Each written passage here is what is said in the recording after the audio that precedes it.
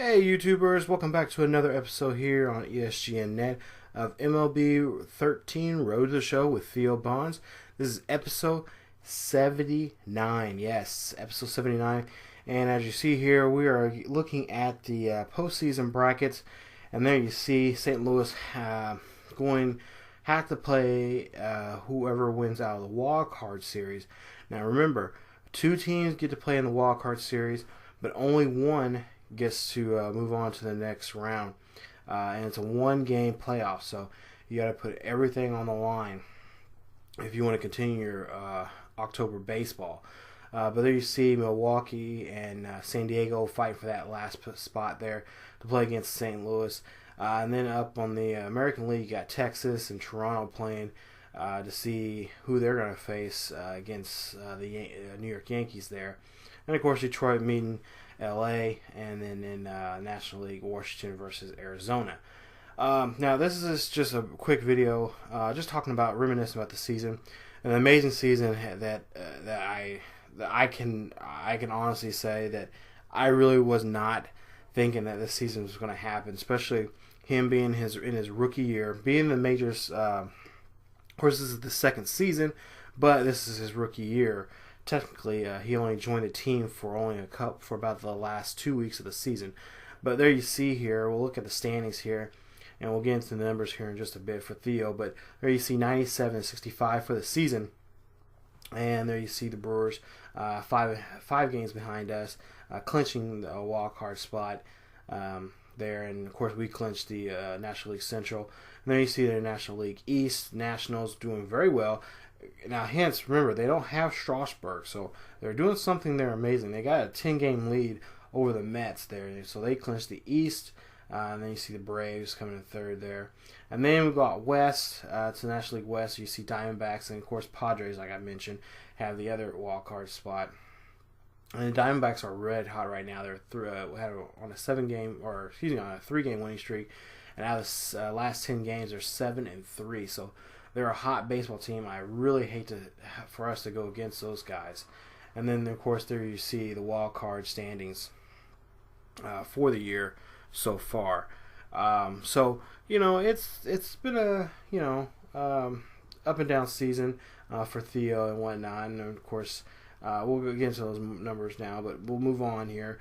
The American League East right now, there you see 98 and 64 for the Yankees. There you see the Blue Jays there behind them. My poor Red Sox down there in the cellar.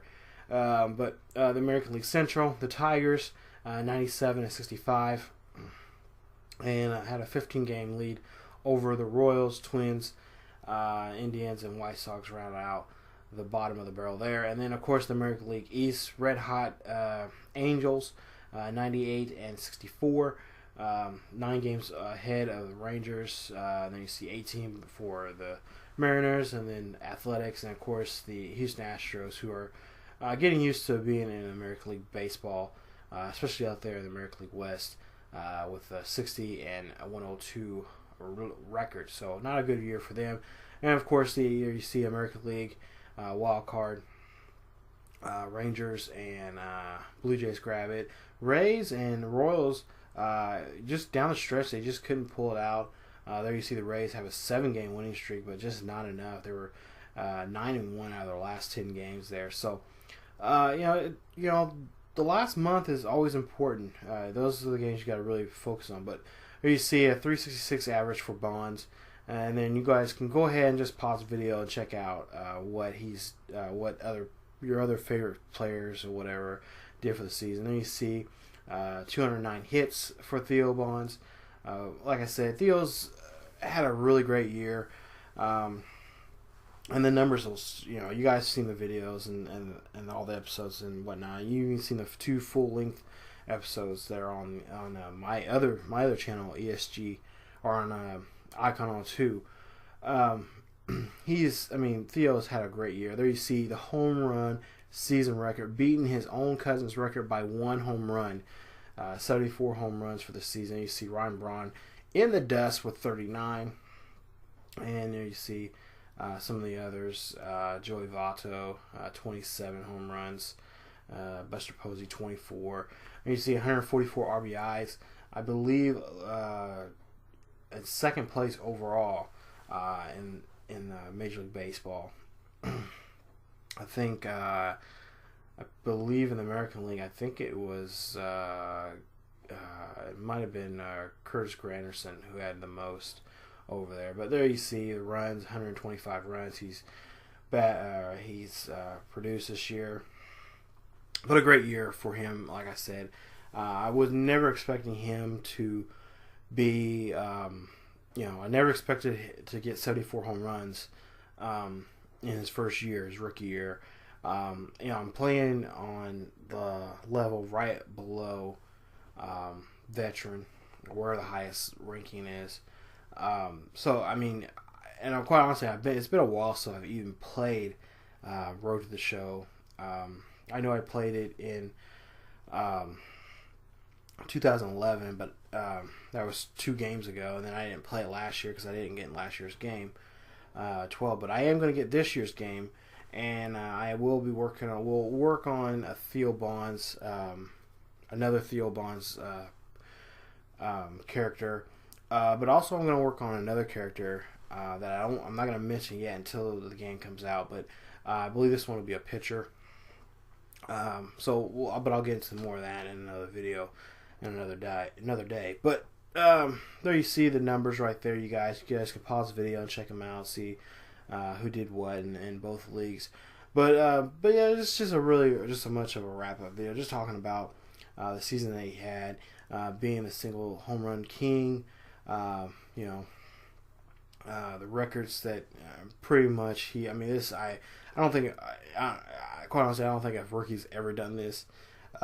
Hit that many home runs, that many RBIs, and then getting his team to the playoffs, and hopefully we'll get him. He'll be able to get this team to the World Series. But it's been a great year so far playing with the Cardinals. I still believe I signed that 5. Yeah, Curtis Granderson. You see 49 home runs.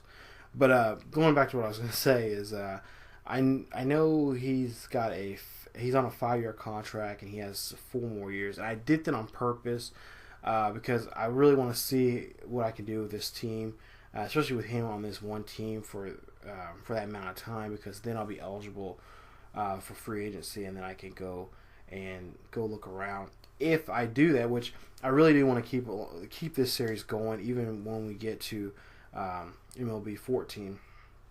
I do want to try to move this series along a lot more in the next season. Maybe just key on a lot of good matchups, good, just interesting play. Like maybe a lot of more of the interleague games and Cubs games and Brewers games and whatnot. But there you see most valuable player. Which I don't think I've ever seen a rookie get that, with the exception of maybe Pedroia. He may have got Rookie of the Year and MVP the same year. But there you see a batting title for him. And there you see J.J. Putz, the Diamondbacks, who gets the Delivery Man Award. And then you see a Rookie of the Year, or as I like to call it, the Roy, there for the National League. There you see Theo Bonds, 366, 74 home runs, and 144 RBIs. I mean, seriously, guys, I'm being serious. This is just mind-blowing to me that I've done that with that one character, and just put all that energy in that. Hopefully, next season, we won't see him in a slump. Hopefully, he'll continue on and even do some more crazy stuff. I'm really thinking about maybe possibly moving him to the outfield. I want to see if I can use him as maybe his backup position will be an outfield, and maybe we'll get some footage of him being in the outfield. But there you see Golden Glove Awards. Of course, he didn't win one this year. He committed too many errors, and hopefully we can clean that up this next season. Work really now, since we've got his contact and power up where I want him. Now start working on some more of his fielding, so he could be a more well-rounded player in the next coming season. So there you see Jason Hayworth, the 2014 Golden Glove winner for the right fielder. And then Silver Slugger, there you see the winner for that. Of course, we'll see here. I believe he did win a silver. Yeah, well, he did win a Silver Slugger. So of course he had to. I mean, come on. Many home runs he's hit and the batting average hit. I mean, yeah, he's going to win one. And then of course a teammate of his, Dan Uggla, won the second Silver Slugger for the second baseman. And then you see Matt Holliday wins a Silver Slugger for the outfield. They're playing out on left, and then Ryan Braun also wins one. So, like I said, it was a really great year, and you guys can take a look. I'm showing you the American League winners and whatnot. But like I said, hopefully we can build onto this and continue this series. I would like to continue this series even more, and especially now, especially in 14 when it comes out, I'm gonna recreate him on that, and then eventually, sometime maybe sometime in the summer or in the fall, or sometime in the fall or something, I'll get a PS4 and then move him from that, move him over to that game, and then after that, years down the long line, we can create more of that, more of the series. But I'm so awesome that I actually played a full season with this guy, and it took 79 plus episodes to do it, and to really show his ups and downs and what he's his struggles and his accomplishments and whatnot. And so I'm hoping this off season will be great, or this playoff season will be great. And it's going to be really interesting to see what he can do, and really see how the pitchers react to him. I could really say there's going to be, I almost promise there's going to be a lot of clutch moments. I really have that strong feeling that there's going to be a lot of clutch moments where he's got to, choke up on the bat a little bit more, or really drive a ball, not necessarily over the wall, but, a line drive to hit a guy in or something. So it's going to be really fun when the playoffs come up. And, of course, I'll have those episodes. And you guys will see the series in its entirety, or in a edited form, I should say, in the next the next episode or so.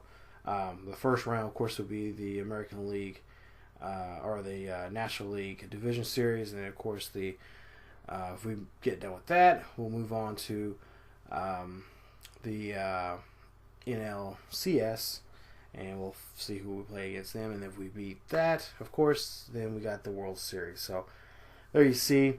Looks like San Diego. So San Diego is going to be the team that we're going to have to play against in the first round here. Fortunately, Milwaukee, we beat up Milwaukee a little bit. I was really hoping that we was going to be able to play against them and beat them up a little bit more, but it happens. So we'll see what we do against San Diego. I don't really know what the numbers are. I know the last time he went to San Diego, we did pretty well against them, and especially with Theo. I think he did really well against them, pitching wise and whatnot. So we'll see what the pitching matchups are in the next episode. And also, if I think about it, I will try to put up the whole. If I haven't deleted them already, I'm not sure, but I already know what the outcome of this series is going to be like. So I don't want to give too much away, but if I can remember, if I didn't delete them or anything, I'll maybe show the whole complete game, the whole video. And of course, it's going to be like a 2-hour video or whatever. So you guys got nothing else to do, I'll definitely have that up on here, so you guys can check those out and see how everything was shown. But I won't show those until after the normal videos come up, the highlight videos and whatnot. So as always, you guys keep yourselves healthy, and continue to watch the channel here on ESGNet on YouTube. Follow us on Facebook, like us on Facebook, follow us on Twitter, and check out our Tumblr page. All those links are down below in the description. And like I always say, keep yourselves healthy, and I will see you guys next time.